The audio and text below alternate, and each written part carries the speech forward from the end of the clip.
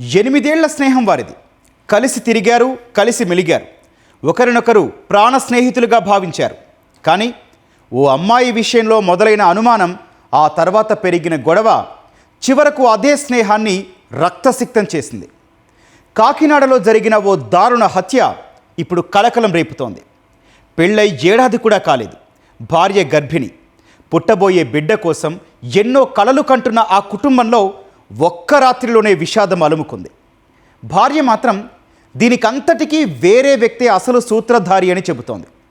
అసలు ఆ రాత్రి ఏం జరిగింది? ప్రాణ స్నేహితుల మధ్య గొడవకు కారణమేంటి?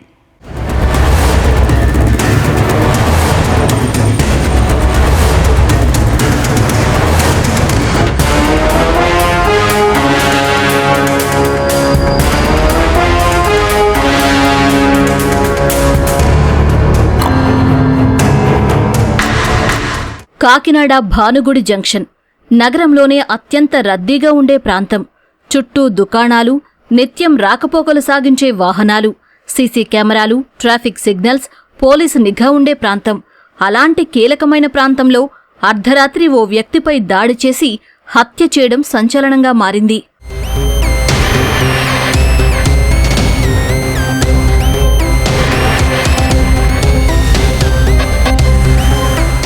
కాకినాడ రామకృష్ణారావు పేటకు చెందిన కొడమాటి సతీష్ రెడ్డి జిమ్ ట్రైనర్గా పనిచేస్తున్నాడు.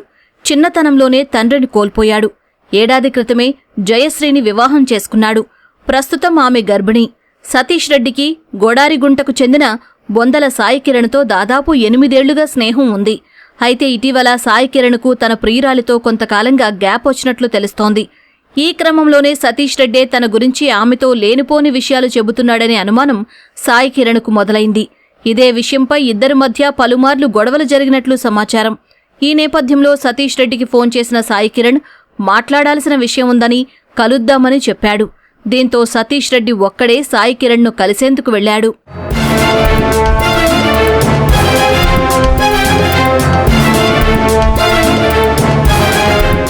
ఈ నెల 25న రాత్రి భానుగుడి సమీపంలో సతీష్ రెడ్డిపై సాయికిరణ్, అతని స్నేహితులు దాడికి దిగినట్లు పోలీసులు గుర్తించారు. ముందుగా పిడిగుద్దులతో దాడి చేసి ఆ తర్వాత కర్రతో కొట్టారు. దాడి సమయంలో కర్ర విరిగిపోవడంతో దాని పదునైన భాగంతో సతీష్ రెడ్డి గొంతు, మెడ ప్రాంతంలో విచక్షణారహితంగా దాడి చేసినట్లు తెలుస్తోంది. తీవ్ర గాయాలతో సతీష్ రెడ్డి అక్కడికక్కడే కుప్పకూలిపోయాడు. చనిపోయాడని నిర్ధారించుకున్న తర్వాత నిందితులు అక్కడ్నుంచి పరారయ్యారు. రక్తపు మడుగులో పడి ఉన్న సతీష్ రెడ్డిని గుర్తించిన స్థానికులు పోలీసులకు సమాచారం అందించారు. ఆగస్టు 25వ తారీఖు రాత్రి తెల్లవారితే ఆగస్టు 26 2 గంటలకి నైటు మన Kakinada Bhanugudi centre, Charminar tea centre వద్ద ఒక హత్య జరిగింది. హత్య గమనించబడ్డ వ్యక్తి సతీష్, అతను మన కాకినాడకు చెందిన వ్యక్తి. ఇందులో ఎవరైతే సతీష్ ఫ్రెండ్ సాయికిరణ్ అనే వ్యక్తి, అతని ఫ్రెండ్స్ సాయికిరణ్ ఫ్రెండ్స్ కలిసి 2 గంటల ప్రాంతంలో సతీష్ని పిలిచి అక్కడ కుట్టారు. మన కర్రలతో ప్లస్ చేతులు కాళ్ళతో కూడా కొట్టి చంపేశారు. దాని మీద మన కాకినాడ 2వ పట్టణ పోలీస్ స్టేషన్లో కేసు నమోదైంది. దర్యాప్తు చేస్తున్నాం. ముద్దాయిలు పరారీలో ఉన్నారు. త్వరలోనే పట్టుకుని మీకు మళ్ళీ ఫర్దర్ విషయాలు మీకు తెలియపరుస్తాం. హత్య జరుగుతున్న సమయంలో అటుగా 4-5 వాహనాలు వెళ్లాయి. ఎవరూ అడ్డుకునే ప్రయత్నం చేయలేదు. 2 వ్యక్తులు ఆగినప్పటికీ దాడి చేస్తున్న వారిని చూసి భయపడి అక్కడ్నుంచి వెళ్లిపోయారు. ఇప్పుడు ఈ ఘటనకు సంబంధించిన సీసీ కెమెరా ఫుటేజ్ ఆధారంగా పోలీసులు దర్యాప్తు ముమ్మరం చేశారు.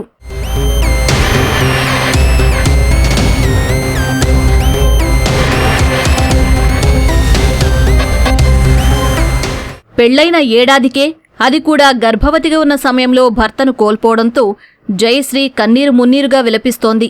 కాని హత్య విషయంలో ఆమె వాదన మరోలా ఉంది. హత్య చేసింది సాయికిరణ్ అయినా చేయించింది వేరొకరని బలంగా చెబుతోంది. ఏమైందో నాకు అర్థం కాలేదు సార్.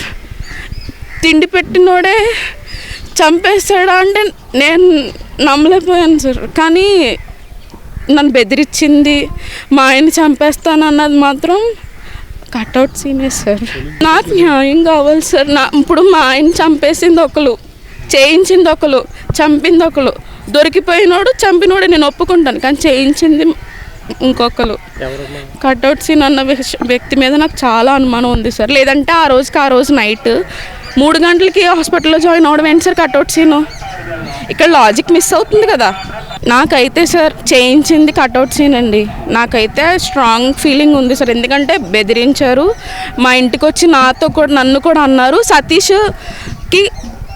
సతీష్ తనకి వాట్సాప్లోని వాయిస్ రికార్డ్స్ సీను నేను ఏ తప్పు చేయలేదు అని తనకి రికార్డ్స్ పెడితే రివర్స్లో నన్ను కెలిగామంటే నిన్ను ఇంకోలాగా ఉంటుంది అని చెప్పి వాయిస్ రికార్డ్స్ కూడా పెట్టారు. నా దగ్గర మా ఆయన ఫోన్లో ఉన్నాయి సార్. నాకు కట్అవుట్ సీన్ ఫోన్ చేసిన కాల్స్, ఆ అమ్మాయితో నేను చాట్ చేసిన వాట్సాప్ చాట్ అన్నీ నా దగ్గర ఉన్నాయి సార్. ఇప్పుడు మీకు ఏ న్యాయం కావాలి? నా కట్అవుట్ సీన్ మెయిన్ రీజన్ ఆ అబ్బాయే కాబట్టి ఆ అబ్బాయి వెలుగులోకి వచ్చి తనకు శిక్ష పడాలి సార్. భర్తను కోల్పోయిన జయశ్రీ దుఃఖాన్ని చూసిన స్థానికులు సైతం కంటతడి పెట్టారు. పుట్టబోయే బిడ్డకు తండ్రిని దూరం చేసిన ఈ ఘటన కుటుంబంలో తీరని విషాదాన్ని మిగిల్చింది. సతీష్ రెడ్డి సోదరుడి ఫిర్యాదు మేరకు కాకినాడ 2వ పట్టణ పోలీసులు హత్య కేసు నమోదు చేశారు. నిందితుల కోసం గాలిస్తున్నట్లు తెలిపారు.